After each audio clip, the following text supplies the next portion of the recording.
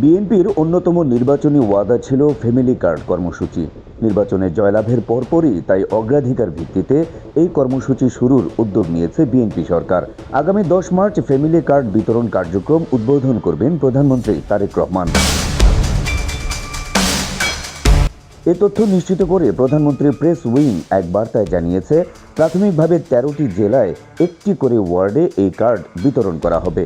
সিদ্ধান্ত অনুযায়ী প্রাথমিকভাবে ফ্যামিলি কার্ড বিতরণ করা হবে বনানীর কড়াইল বস্তি, পাংশা, পতেঙ্গা, বাঞ্ছারামপুর, লামা, খালিশপুর, চরফ্যাশন, দিরাই, ভৈরব, বগুড়া সদর, লালপুর, ঠাকুরগাঁও ও নবাবগঞ্জে। জানা গেছে, ঈদের আগেই হতদরিদ্রদের হাতে ফ্যামিলি কার্ড পৌঁছে দিতে মন্ত্রিসভা কমিটি গঠন করেছে সরকার। অর্থমন্ত্রী আমির খসরু মাহমুদ চৌধুরীকে কমিটির সভাপতি করা হয়েছে। তার নেতৃত্বে এই কমিটিতে 14 জন সদস্য রয়েছেন।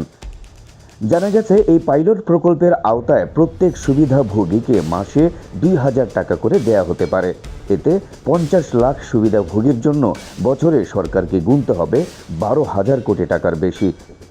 সমাজ কল্যাণ মন্ত্রী AZM জাহিদ হোসেন জানিয়েছেন, হতদরিদ্র ও দরিদ্র পরিবারের সদস্যরা অগ্রাধিকার ভিত্তিতে ফ্যামিলি কার্ড পাবেন। ফ্যামিলি কার্ডের আবেদন প্রক্রিয়া এখনও পূর্ণাঙ্গভাবে শুরু না হলেও প্রাথমিক প্রস্তুতি হিসেবে আবেদনকারীর জাতীয় পরিচয়পত্র, NID, পাসপোর্ট সাইজের রঙিন ছবি ও একটি সচল মোবাইল নম্বর সংগ্রহে রাখতে বলা হয়েছে। জানা গেছে, পাইলট প্রকল্প শেষে ইউনিয়ন পরিষদ, পৌরসভা বা কাউন্সিলর কার্যালয় থেকে সরাসরি আবেদন ফর্ম সংগ্রহ করা যাবে। এছাড়া ঘরে বসে দ্রুত আবেদনের জন্য একটি অনলাইন পোর্টাল চালুর প্রস্তুতিও নিচ্ছে সরকার। সূত্র জানায়, প্রতি পরিবারে শুধু একটি কার্ড ইস্যু করা হবে, যার মাধ্যমে মাসিক নগদ টাকা বা নিত্য প্রয়োজনীয় পণ্য পাওয়া যাবে।